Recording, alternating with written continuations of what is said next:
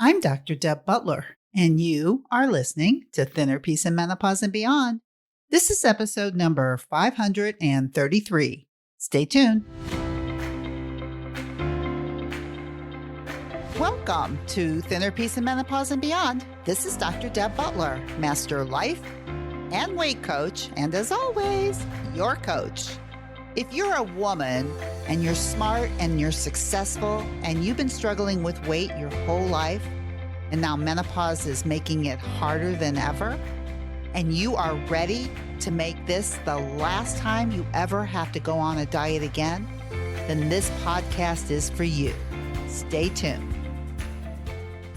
Hello, all my dear friends all over the world. Here we are again, going into summer. I've done this podcast for so many years and talk so much about what happens in the summer. And this time, I want to talk a little bit about one thing you can do the minute you stop listening to this recording. Not 10 things, not even 2 things, just one thing. And what this involved is, and why I'm coming up with this right now, is because I did a masterclass about a month ago on should you go on a GLP-1 or not, and what are the pros, what are the cons, just kind of opening the conversation about the new medications that are out for weight loss, and is it something you want to do or not? And being in my weight loss coaching, at least I call myself a weight loss coach, but really I'm a mindful coach who helps people lose weight if that's what they want to do. But really what I do, and I just want you to know, is that I help people, especially women who are going through menopause, make peace with food. Now, the GLP-1s, from what I can see by watching people that I know who are on them, having clients that I coach who take them, and having clients that I coach that will never take them. They just don't want to. If you're one of those people who never want to, then this podcast is especially for you. But if you're one of those people who are thinking about it, or you're one of those people who are on it, this podcast is for you too, because I'm going to give you one simple thing that you can do, no matter if you're on or off the drug, that will help you. Because here's the thing, when you go off the drug, if you decide to go off the drug, which most doctors that I know of recommend never going off the drug and just learning how to maintain the drug, which may or may not be what you want to do, then the other thing is to do what I'm going to tell you to do, which is this. What the GLP-1s do is they target the brain and they take away a lot of the urges when it comes to food. So the urges don't get so big that you feel like you can't handle them and you have to give in to them. Or the feelings get so big or are such big holes that the only thing your brain has ever been trained to do is to fill them with food. If you're one of those people who have those urges that they feel like they can't control, and when they feel them, an urge is just an emotion, and when they feel them, they fill them with food thinking that it makes them feel better. And yet, when someone is taking a GLP-1, that same urge that felt uncontrollable now feels very controllable, because what the medication does is it targets the brain and calms down the urges or the food noise. So let's just say you don't want to take it, but you want the effects of what that can do. So here's what I'm going to tell you to do. Urges are just thoughts in your head that create a feeling in your body, such as, this is so delicious. That thought will create a feeling in your body, which we call an urge, an urgent desire to want to eat, because the thought is creating it. The food's not creating it. The thought is creating it. And when that feeling comes, depending on how strong it is, you will be urgently urgent. It will be urgent to want to feel it, depending on how strong it is, an urgent desire. A lot of people who are on these GLP-1s, these urgent desires are so calmed down that they feel like they don't even feel them or hear them.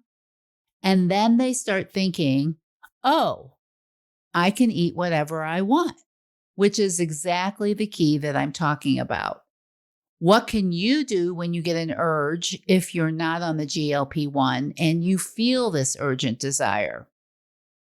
This is what you can do, and this is what I want you to do when this podcast is over. The next time you have a thought that creates this urge, this is so delicious, I love chocolate, I can't stop eating that, whatever your thought is, ooh, that looks good. These are all thoughts that, number one, you could change.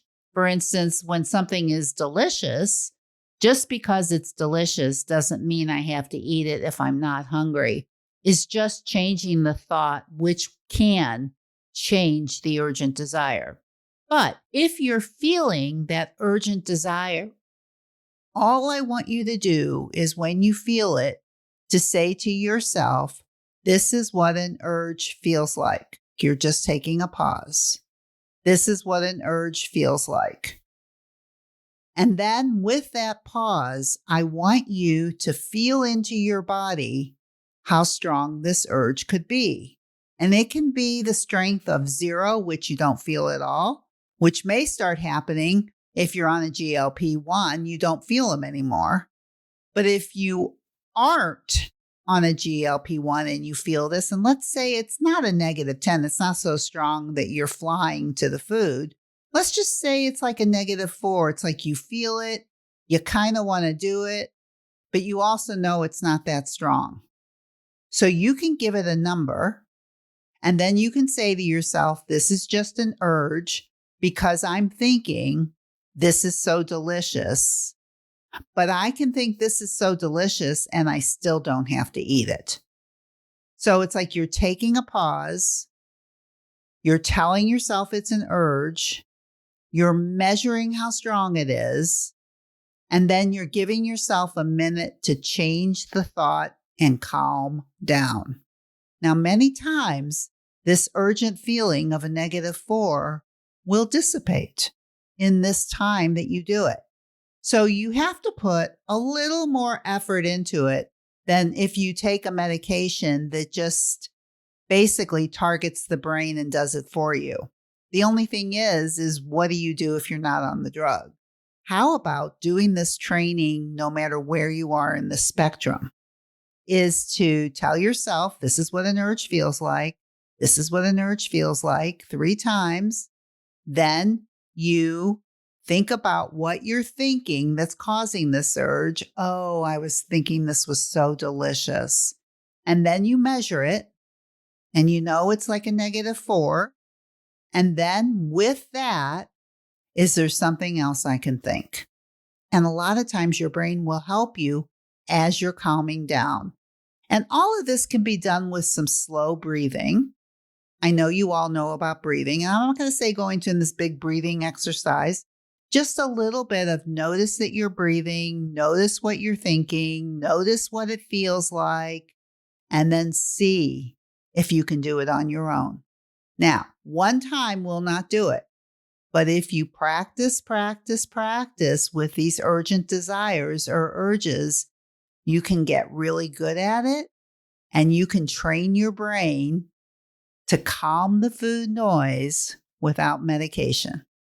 That's my tip for the day on urges. And of course, I would never end this podcast without saying to you, no matter where you go or what you do, please, please, please be very, very kind to yourself. And I'll see you next week. Bye-bye. If you've been following my podcast and you're loving all the tools that I teach you, but you're just not sure that you can do it or apply it by yourself, then please go to drdebbutler.com/work with me. And you can find out if the program that I do and the coaching that I do will help you get to where you want to be, to learn all the tools that I teach and be able to make it a part of your life. Just go to drdebButler.com/work with me. You can set up a free 30-minute mini session.